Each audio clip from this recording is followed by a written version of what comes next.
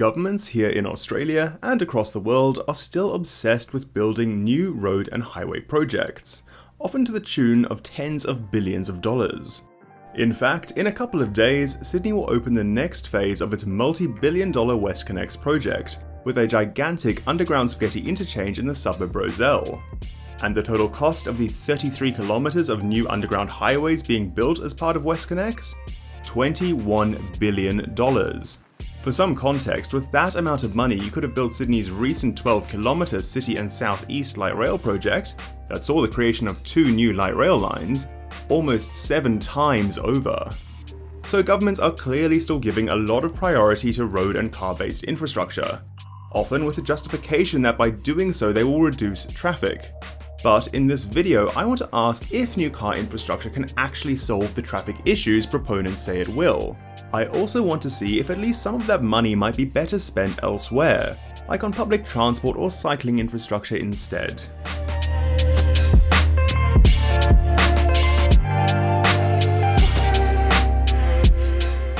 In the first half of the 20th century and before, public transport like trains and trams dominated infrastructure spending, and were the dominant way people got from A to B, alongside just walking of course. And because people had to walk everywhere, including to public transport, cities were built in a denser and more walkable manner.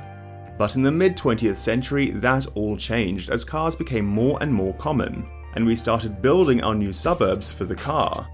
Many existing walkable inner-city neighbourhoods were even demolished to make way for massive freeways and other road projects. And on top of that, existing public transport infrastructure was often gutted. The classic example of this being the tram networks that were once ubiquitous across mid to large-sized cities, which, apart from a few notable holdouts, were torn up almost overnight in some cases. So, over the past few decades, our cities grew more and more dependent on, and built around, the car, and their walkability and public transport services suffered greatly. But there have been a few signs that this trend might be coming to an end. In recent years, there's been a growing number of people who are questioning whether building cities for the car was the right decision.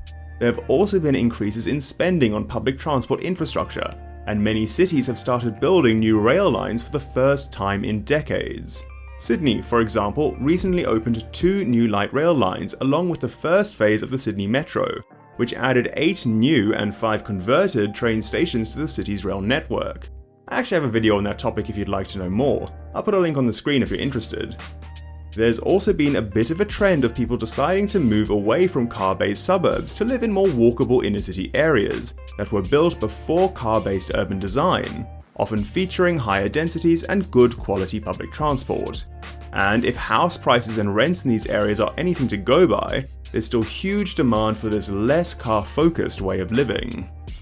On top of all of that, we've also grown aware of some of the other negative consequences of car-oriented cities, including the heavy pollution petrol and diesel cars produce, and the negative health impacts associated with sedentary lifestyles that are encouraged by car-based urban design.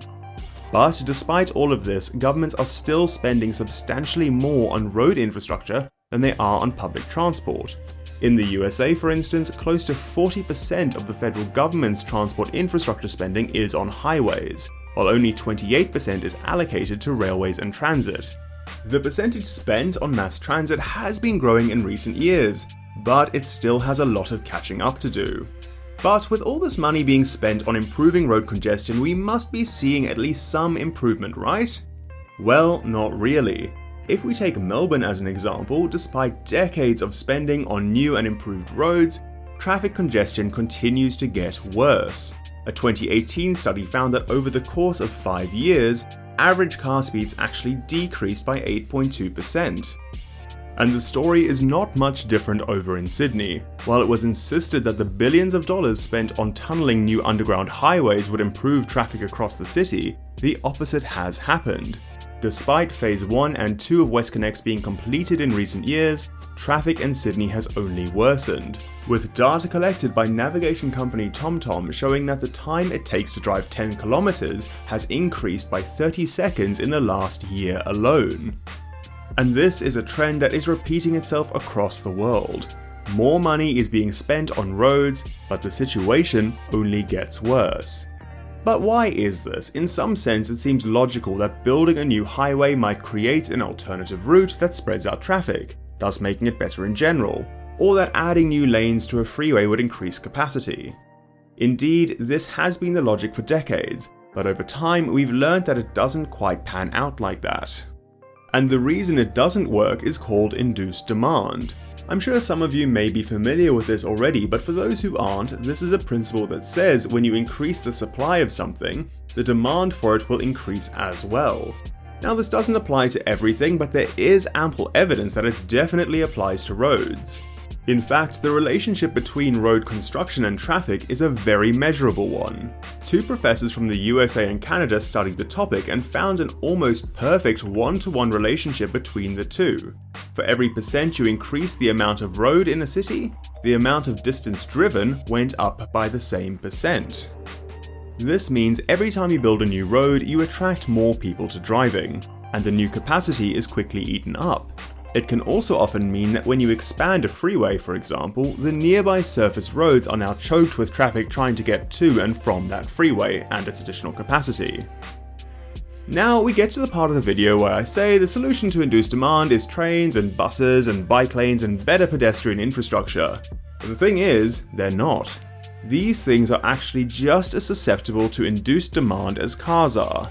As they say, build it and they will come. When you build a new train line, much like when you build a new highway, you're making the prospect of using public transport more appealing. And so, more people are going to choose to do it. You're inducing demand. The same thing applies to bike lanes, for example. A road with no dedicated cycle lanes is off-putting to cyclists who will choose other forms of transport or not to travel at all. But add some dedicated cycle lanes and now more people will choose to make journeys by bike. A study from Europe, for instance, saw the numbers of people cycling increase dramatically when new bike lanes were added. And much like how a new freeway can increase traffic on surface streets, the new bike lanes increase cycling across the city, not just the streets with bicycle lanes. So then, it seems like it doesn't matter if we build roads or trains or bike lanes, either way the problem of induced demand is going to pop up. Now, some people will argue that by building public transport we will free up road capacity, but studies have found that it doesn't seem to make a significant difference in the long term, as the freed up capacity on the roads will just induce further demand and get taken up. So why does it matter what we build then, and should we be building anything at all if all it's going to do is just induce more demand? Well, I think the answer lies in what we want our cities to be like. We can build bigger and bigger roads, requiring people to live further and further away, along of course with all the other negative physical and mental health realities of suburban sprawl and car-based urban design. Or we can focus our efforts on denser urban designs that encourage people to take active transport like walking, cycling and public transit. It's also just a matter of bang for your buck. Adding a new car lane can only move around 2,000 people per hour. But add a new heavy rail track and you can move an additional 40 to 60,000 people per hour, which is a lot more efficient and will take a lot longer for induced demand to consume that additional capacity. Ultimately, the problem of traffic is not going away anytime soon, no matter how much money we throw at it. But when we build projects aimed at boosting mobility around our cities, let's prioritize infrastructure like new bus lanes, better train lines or improved pedestrian paths. Projects that are more efficient, sustainable, and make our urban environments better places to be. Well, I hope you enjoyed the video. If you did, please consider giving it a like and subscribing to the channel. I'd also like to hear your thoughts on how we're spending our infrastructure budgets. Is there anything you'd like to see prioritized more? And, as always, I'm City Moose. Thanks for watching.